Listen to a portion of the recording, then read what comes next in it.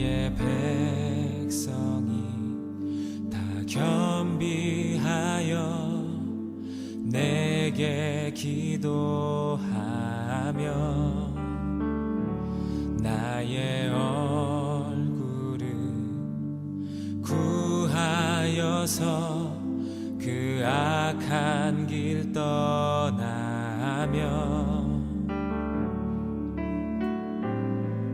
하늘에서 듣고 죄를 사하며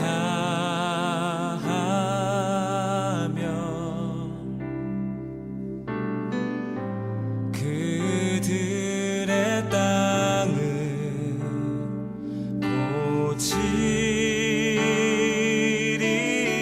고치리라. 아버지여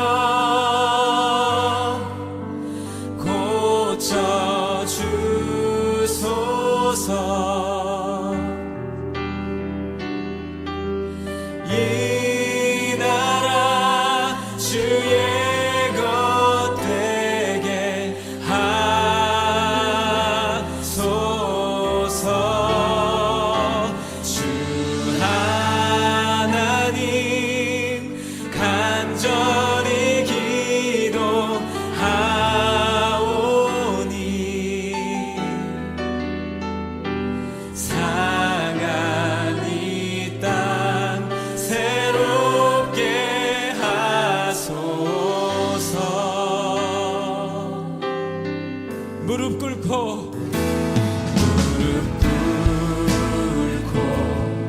다 겸비하여 주께 기도하니 주의 얼굴을 구하여서 그 악한 길 떠나니 주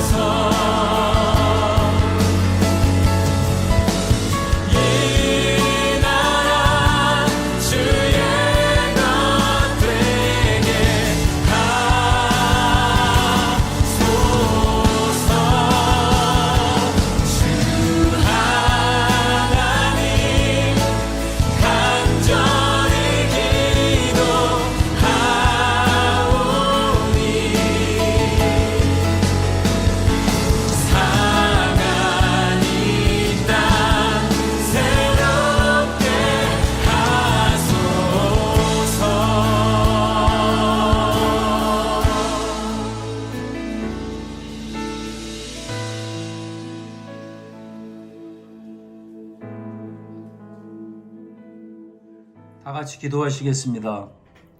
사랑의 하나님 아버지, 온라인 주일 예배로 드릴 수 있게 하여 주셔서 감사합니다. 전염병으로 인하여 전 세계가 아프고 춥고 두렵고 힘든 가운데 있습니다. 아버지의 뜻이 무엇인지 저희는 알 수 없지만 일상이 멈추었고 경제가 어려움에 있고 처음 겪는 우리에게는 많이 힘들고 지친 가운데 있습니다. 우리 모두는 그동안 풍요와 건강과 많은 기쁨을 감사하지 못하였고 세상의 즐거움과 행복을 쫓아 살아왔습니다. 이번 전염병을 통하여 교회 공동체, 가족의 소중함을 배워가고 있고 하나님의 자녀로서 앞으로 어떻게 살아내야 하는지도 배워가고 있습니다. 감사합니다. 하나님 아버지 계획이 있으시리라 믿습니다. 속히 전염병이 멈추고 경제가 회복되어 우리 모두가 일상으로 돌아가게 하여 주시옵소서. 그리고 이제는 크리스찬다운 삶을 살 수 있도록 인도하여 주시옵소서. 서로 사랑하고 욕심을 버리고 더욱 겸손하고 죄악에서 멀어지고 낮아져서 섬기며 예수님의 마음으로 부활의 능력으로 살아낼 수 있는 능력을 주시옵소서.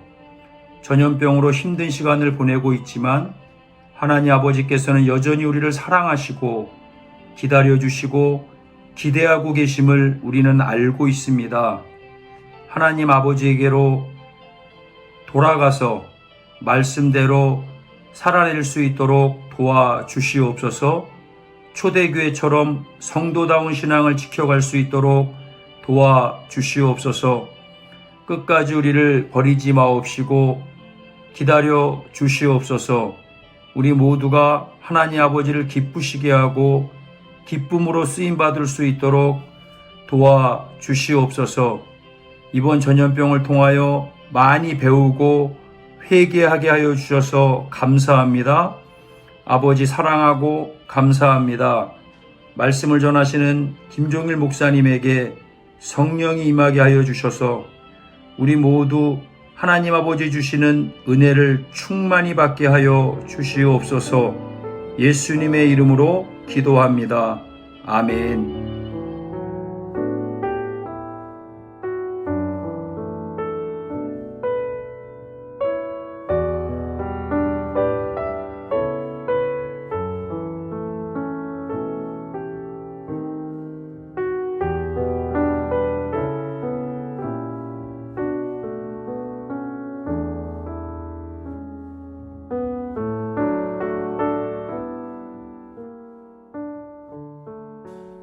네, 반갑습니다. 북내장교회 김종일 목사입니다. 제가 오늘은 다른 곳에서 영상 설교를 준비하고 있습니다.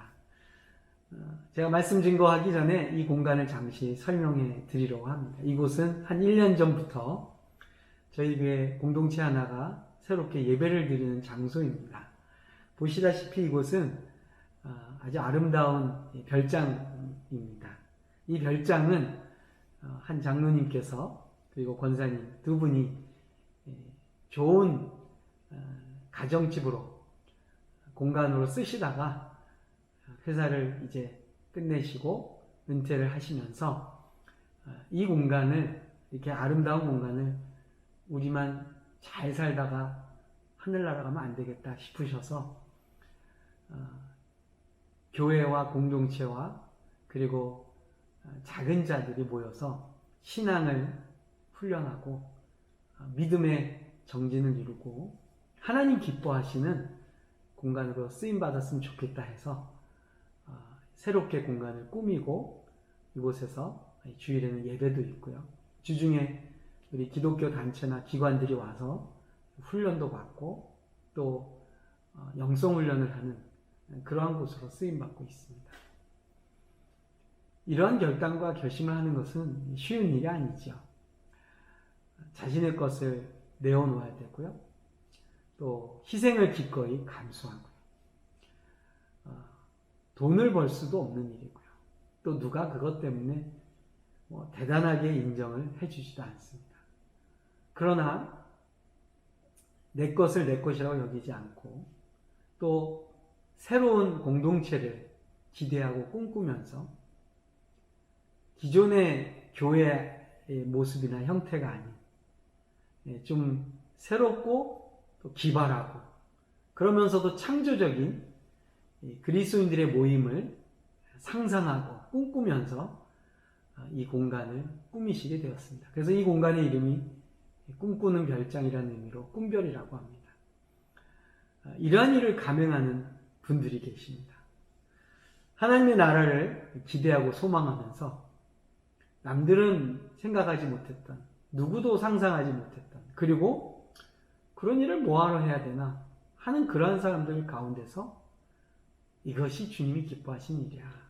이런 교회도 세워지면 좋겠어. 이곳에서 어떤 하나님의 놀라운 일들이 일어날까? 이러한 거룩한 꿈을 품고 새로운 일을 시도하는 분들이 있습니다. 교회 안에는 이 장로님과 권사님 외에도요, 여러분이 섬기는 공동체도 아마 남들이 꿈꿔보지 못했던 새로운 일들을 시도하는 분들이 계십니다. 그러한 분들이 바로 사도적 은사가 있는 분들이라고 이 책에서 소개하고 있습니다.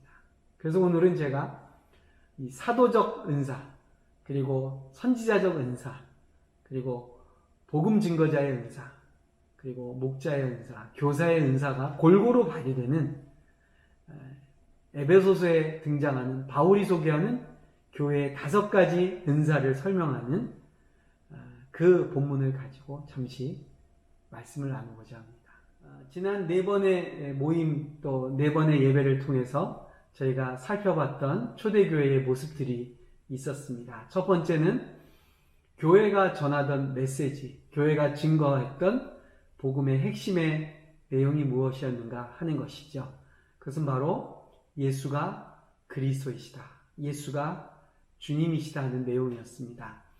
예수님께서 주와 그리스도가 되셨다라는 것은 예수의 이름으로 시작된 공동체의 특징은 무엇이었느냐? 바로 예수가 우리의 주님이시다. 그리고 구약에서 선지자들과 모세에 그래서 약속하신 바로 그 메시아다라는 사실이었습니다. 두 번째 내용은 무엇이었습니까? 두 번째는 바로 그리스도를 따르는 제자의 삶을 사는 공동체라는 것이죠. 제자는 바로 구원자이신 예수를 따라가는 자들이고 그 제자의 삶은 또 다른 제자를 만들어내는 영적 재생산의 공동체로 교회가 존재한다는 것을 우리가 생각해 보았습니다. 세 번째 주제는 무엇이었냐면 우리 이 보냄받은 공동체는 어떠한 방식과 어떠한 형태로 이 세상에 존재하느냐, 바로 예수께서 하셨던 그 사역과 예수님의 삶의 모습처럼 성육신의 삶을 사는 공동체다. 그래서 우리는 이 세상 속에 들어와서 이 세상 속에서 하나님의 나라를 증거하고 이 세상이 구원받는 그 하나님의 영광의 날을 기대하고 소망하며 그 일을 위해 부름받은 공동체로 살아가는 자들이다라는 것을 우리가 또한 보았습니다. 그리고 지난주에 우리가 함께 생각한 것은 바로 경계성과 커뮤니타스입니다. 중심부에서 안전하고 편안한 자리가 아니라 보냄받은 공동체인 교회인 우리는 오히려 새로운 세상, 새롭게 시작되는 하나님의 나라의 선포자로, 메신저로 경계의 지역으로 위험하고 모험을 해야 되고 그리고 아무도 가려고 하지 않는 그곳에 가서 새로운 하나님의 나라를 증거하는 하나님의 백성으로 함께 모일 때에 그곳에는 오히려 나를 돌보고 내가 중심이 아닌 세상을 구원하고 세상을 하나님의 나라로 만드는 그러한 커뮤니타스, 그 공동체가 이 교회로서 세워진다는 것을 우리가 살펴보았습니다. 오늘 우리가 함께 또 생각해 볼 보냄받은 공동체로서의 교회의 모습은 어떠한 모습이 있느냐? 5번째로 우리가 생각해 볼 것은 바로 에베소서에 나오는 사도 바울이 교회가 어떤 곳이다, 교회는 어떻게 존재하는 것이다 라는 것을 가르칠 때에 나오는 5가지의 은사, 5가지의 직분에 대해서 우리가 좀 생각해 보려고 합니다. 그 5가지는 바로 사도, 그리고 선지자, 복음 증거자, 그 다음 목사와 교사, 이렇게 5가지로 바울이 설명하고 있습니다. 이 5가지의 은사와 그리고 직능과 부르심들이 이 보냄받은 공동체 안에서 발휘될 때에 그것이 바로 그리스도의 몸을 세워가는 가장 중요한 리더십의 특징이고, 또 우리가 서로 보완하고 협력하고 하나 되는 데 있어서 중요한 열쇠가 되는 역할이라고도 볼 수가 있습니다. 사도라는 말, 그리고 선지자, 복음 증거자, 그리고 목사와 교사, 이 단어의 앞글자를 따서 아페스트 이렇게 말합니다. A-P-E-S-T. A는 헬라어로는 아포스톨로스, 또 영어로는 그 단어가 영어화된 그 어퍼슬 해서 A를 말하고요. 그 다음에 P는 이제 바로 선지자를 말하는 프로페트 해서 P를 말합니다. 그리고 E는 이반젤리스트 또는 이반젤리즘 해서 복음을 증거하는 자, 또 복음 증거를 말하고요. S는 셰퍼드, 다시 말하면 우리는 보통 목사라고 표현하는데 원어의 성경을 보면 그야말로 양을 돌보는 목자의 역할, 목자의 기능을 하는 자들을 말합니다. 그리고 마지막이 이제 teacher 또는 teaching 해서 가르치는 은사, 교사의 은사가 있는 자들, 이렇게 해서 5가지의 은사와 그리고 직능과 공동체 안에서 필요로 하는 리더십들을 설명하고 있습니다. 지금 우리 교회의 구조 속에는, 또 직분 속에는 목사와 교사 그리고 복음 증거자는 있지만요, 사실상 이 사도와 그리고 선지자적 은사나 또는 호칭이나 직분은 없습니다. 그런데 초대교회에 보면 초대교회 굉장히 중요하게 여기는 부르심받은 그 리더십 중에 하나가 바로 이 사도들입니다. 그래서 여러분 사복음서 이후에 그 사도들의 행적, 어떻게 말하면 성령께서 사도들을 이끌어 가시면서 복음이 증거되고 믿는 자의 수가 많아지고 제자의 수가 늘어나고 교회가 세워지는 모습을 보여주는 사도행전은 사실 이 사도들의 행적을 우리에게 보여주고 있습니다. 보냄받은 공동체에 있어서 이 사도의 역할은 굉장히 중요합니다. 여기서 우리가 이제 좀 조심해야 되고 혼동해서는 안 될 것이 바로 사도적인 역할과 기능을 마치 신사도 운동과 혼동해서는 안 됩니다.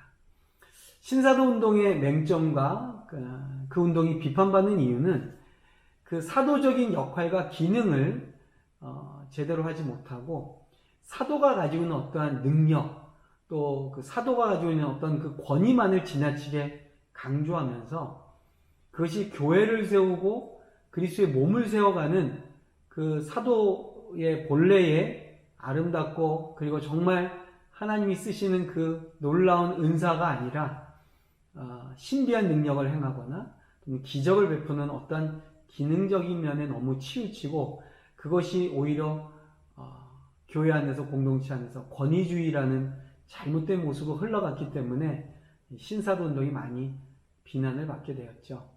사실 교회는 사도의 역할 또는 사도적인 권위와 은사가 있는 분들이 있습니다. 초대교회의 사도의 역할을 감당했던 분들을 한번 여러분 생각해 보십시오. 사도의 특징이 무엇입니까? 사도라는 말 자체가 보내진 자, 어떠한 복된 소식을 증거하기 위해서 미지의 세계를 향해 나아가는 자들이 바로 사도들입니다. 그리고 이 사도들은 유대교나 또는 헬라 문화나 헬라 종교에서 보여지지 않았던, 볼 수 없었던 새로운 예수 그리스도의 제자의 공동체를 세워나가는 일을 했던 자들이 바로 사도들이었습니다. 다시 말하면 사도적 은사와 역할이 있다는 것은 무엇이겠습니까? 그것은 바로 남들이 가지 않는 길, 또 두려워하는 어떠한 새로운 시도들, 그리고 교회가 다시 한번 복음의 빛을 드러내고 빛과 소금의 역할을 더 분명하게 감당하기 위해서 새롭게 시도하거나 또는 새로워져야 될 일들을 감행하는 자들이 사도적 은사가 있는 분들이라고 할 수 있겠죠. 이 사도들은 어떻게 그 사도성을 발휘했습니까? 그들의 모범과 원형은 바로 예수 그리스도셨습니다. 그리고 오늘날의 교회가 따라야 될 길도 바로 예수님이 걸어가시고 그리고 예수님의 뒤를 따라 사도들이 걸어가며 보여주고 행했던 일, 그 사도적 은사와 기능이 움직이고 작동되고 발휘되는 그 역할이 우리 교회 안에 다시 일어나야 된다는 것이죠. 그런 면에서 보면 교회는 하나님의 그 창조의 역할, 하나님의 창조의 능력을 다시 보여주는 놀라운 신비스러운 공동체입니다. 하나님은 복사를 하시거나 또는 복제를 하신 분이 아닙니다. 하나님은 무에서 유를 창조하셨고요. 하나님은 없는 것에서 모든 것을 존재하게 하셨고요. 단순히 존재만 하게 하신 것이 아니라 보시기에 좋게, 아름답게 이 세상을 만드신 분이십니다. 그 하나님께서 우리를 교회로 부르시고 교회로 이 세상에 보내셨을 때 우리가 하는 일이 무엇이겠습니까? 우리가 보냄받은 존재로 우리가 증거하는 복음의 메시지와 핵심은 하나님이 이 세상을 사랑하셨고 지금도 하나님의 놀라운 창조가 죄악과 그리고 욕심과 욕망으로 얼룩진 이 세상을 다시 정결하게 하고 새 창조의 능력을 보여주는 공동체로 우리를 부르셨다는 사실이죠. 그런 면에서 우리 보냄받은 공동체는 이 사도적 은사가 다시 한번 밝혀지고 보여지고 그리고 개발되는 공동체가 되기를 바랍니다. 또 하나 우리 오늘날의 우리 교회들이 약하고 부족한 부분이 무엇입니까? 바로 이 선지자적 은사입니다. 선지자의 은사와 선지자의 기능은 무엇입니까? 그것은 죄에 대한 민감함이죠. 모두가 다 그냥 괜찮다고 말하고 뭐 그럴 수 있다고 말하고 뭐 살아가는데 어떡하겠냐라고 타협하는 그 자리에서 이것은 하나님이 기뻐하시지 않는다고 이것은 성경에 위배된다고 담대하게 말할 수 있는 자들이 선지자들입니다. 그런 면에서 보면 교회는 이 선지자적 은사가 발휘될 때 세상을 향해서 빛으로 소금으로의 역할을 감당할 수 있습니다. 우리가 사도적 은사가 발휘되면 새로운 일들이 시작되고 교회로부터 새로운 문화가 나타나고 세상이 꿈꿔보지 못했던 새로운 시도들을 감당하는 교회로 우리가 존재할 수 있고요. 또 하나 우리가 선지자적 은사가 발휘되는 교회는 어떻겠습니까? 죄에 대해서 민감하고요. 그리고 악을 행하는 것에 대해서 단호히 거부하고요. 그럼으로써 손해보는 것 같고 뒤처지는 것 같고 남들 보기에는 어리석고 미련해 보이지만 그것이 결국에는 이 세상을 옳은 길로 인도하는 가장 빠른 것이라는 것을 교회가 보여주고 증명할 이유가 여기에 있는 것이죠. 우리 교회가 선지자적인 은사를 발휘하고 선지자로서의 기능을 감당해 나갈 때 종종 우리가 구약의 선지자들을 보면서 그들의 삶을 우리가 보게 됩니다. 많은 선지자들은 편안하거나 안전하거나 안락한 삶을 살 수가 없었습니다. 왜냐하면 죄에 대해서 민감하고 옳은 길을 이야기하고 바른 말을 해야 되기 때문에 종종 세상으로부터 배척을 당하고요. 또 옳은 소리 한다고 미움도 받고요. 그래서 선지자들은 대부분 광야에서 지내고 권력자들과 척을 지게 되고 때로는 백성들로부터 버림을 받기도 합니다. 그러나 여러분 구약의 성경들을 보십시오. 이 선지자들의 사명을 감당하는 그 역할로 말미암아 시대마다 하나님의 선지자들이 나타나서 이스라엘 백성을 다시 바른 길로 하나님의 말씀으로 인도해 나간 것을 우리가 보게 됩니다. 지금도 우리 교회 안에는 그리고 지금도 우리 공동체 안에는 이 선지자적 은사가 발휘되어야 될 필요가 있습니다. 우리가 어느 순간 많은 사람을 모으려고 하고 또 우리가 어느 순간 죄에 대해서 해이해지고 원칙이나 원리나 진리에 대해서 타협하게 될 때에 교회는 어쩔 수 없이 부요해지고 넉넉해지고 사람들은 많이 모이는 것 같지만 순수함이 사라지고 그리고 진리에 대한 갈급함이 약해질 때 우리 교회가 힘이 없어지는 것을 경험했습니다. 어쩌면 지금 우리 한국교회는 이 선지자적 감성과 감각과 그리고 죄에 대한 민감함 그리고 불의에 대해서 타협하지 않는 용기를 우리에게 요구하시는지 모르겠습니다. 모쪼록 우리 보냄받은 공동체로서 선지자적 은사를 잘 감당해서 작은 일 하나에서부터 하나님의 말씀에 맞고 이것이 진리라고 생각된다면 그 길을 걸어갈 수 있는 저와 여러분 되었으면 좋겠습니다. 그리고 이제 또 우리가 이러한 기능과 은사뿐만 아니라 우리는 복음을 증거해야 될 이유와 사명이 있습니다. 복음 증거자의 모습, 그들의 특징은 무엇입니까? 바로 복음 증거자를 우리는 우리 교회 안에서 선교사님들을 보면 알 수 있죠. 선교사님들의 특징이 무엇입니까? 그들은 멀리 가는 것을 두려워하지 않습니다. 그들은 타 문화권에 대해서 두려움이 없습니다. 우리랑 다른 세계에 사는 사람들에 대해서 호기심이 많습니다. 언어가 다르고 문화가 다르고 풍습이 달라도 오히려 그러한 사람들을 만나는데 두려움이 없습니다. 다시 말해서 복음 증거의 은사가 있는 분들은 새로운 사람들을 만나는 새로운 문화를 적응하는데 탁월함이 있습니다. 우리들의 공동체 안에 교회 안에 이러한 분들이 계시죠. 새로운 일을 시작하거나 새로운 사람을 만나거나 낯선 이에게 다가가는 것이 아무렇지도 않은 아주 편안해하는 분들이 계십니다. 우리 교회 안에 이런 분들이 계셔야 됩니다. 그들에게 다가가고 그들의 필요가 무엇인지를 잘 살펴볼 수 있고 그리고 그들의 눈높이를 맞출 수 있는 그런 분들이 바로 복음 증거자의 은사를 가진 분들이죠. 우리 한국 민족, 우리 한국 교회는 그런 면에서 굉장히 복음 증거의 은사가 있는 분들이 많이 계시죠. 우리도 어렵고 가난한데 가난한 자들을 보면 마음을 쓰게 되고요. 우리도 부족하고 연약하지만 더 연약한 백성들을 보면 예수의 마음으로 그들에게 도움을 주려고 하는 마음이 있는 분들. 이것이 바로 우리 한국교회가 가지고 있는 놀라운 선교의 은사고 또 부르심인 줄로 믿습니다. 네 번째로는 우리 교회에서 가장 많이 보게 되고 또 가장 널리 가지고 있는 은사가 바로 목자의 은사가 되겠습니다. 목자는 양의 음성을 잘 듣습니다. 사도는 앞장서서 나가는 자들이죠. 나를 따르라 이렇게 말합니다.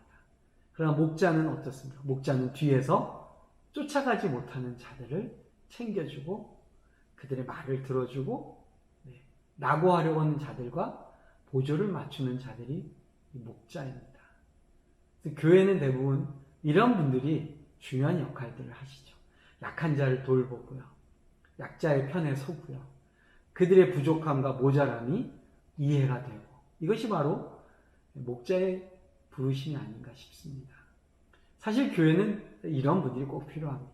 왜냐? 세상에서 상처받고 또 피해를 보고 또 친구가 없고 외로운 자들이 교회에 왔을 때 이 목자의 은사가 있는 분들이 그들을 다가가서 돌보고 챙겨주고 이야기를 들어주고 그들의 편이 되어주는 사람들이 바로 그들을 연약한 자들을 돌볼 수가 있는 것이죠. 이제 마지막으로 이 5가지 은사 중에 5번째가 바로 이 교사의 은사입니다. 이 교사의 은사가 있는 리더십, 교사의 은사를 가진 분들이 교회 안에 꼭 필요하죠. 왜냐? 여러분 우리 기독교는요 말씀의 종교입니다. 무슨 말이냐면 우리 기독교는요 학습과 그리고 공부와 책을 읽는 것과 그리고 이성으로 우리가 이해하고 깨닫는 것을 굉장히 강조합니다. 물론 우리 교회 안에 기독교 안에도 체험과 그리고 감성적인 어떤 깨달음 그리고 느낌 이것을 우리가 무시하진 않습니다. 그러나 다른 종교보다도 더 우리 기독교가 가지고 있는 장점 중에 하나는 무엇이냐면 우리의 이성과 그리고 우리의 지성을 우리는 무시하지 않습니다. 그런 면에서 교회 안에는 가르침의 은사가 있는 분들이 필요하죠. 어려운 것을 쉽게 풀어주고요. 이해하지 못하는 자들을 가르쳐주고 이해시켜주고요. 그리고 본을 보여서 따라갈 수 있게끔 본을 보여주는 선생님의 역할을 가진 분들이 필요합니다. 이 에베소서에 나오는 5가지의 직분은 교회 안에 꼭 있어야 되는 부분입니다.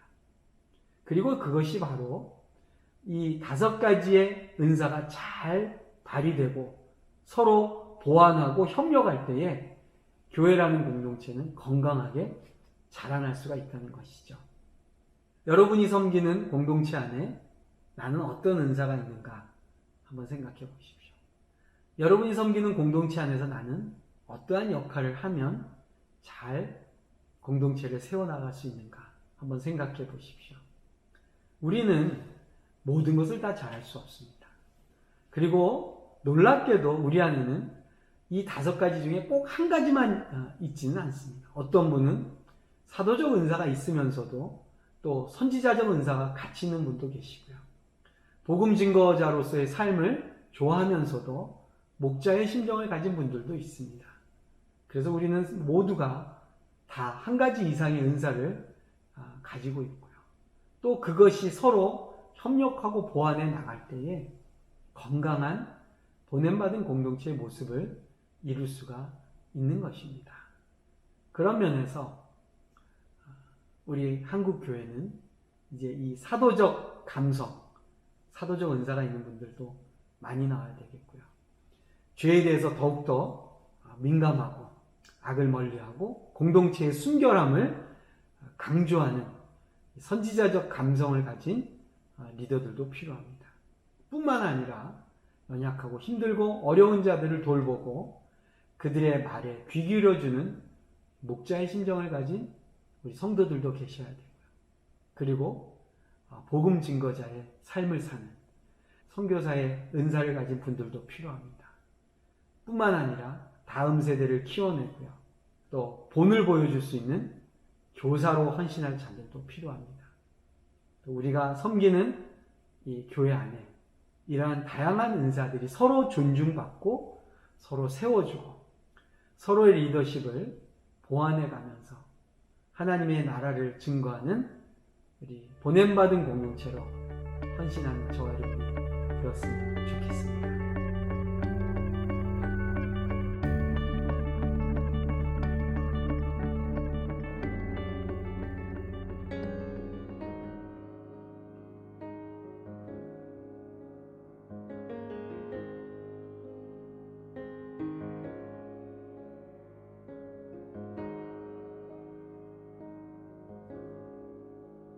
I need thee every hour, most gracious Lord. No tender voice like thine can peace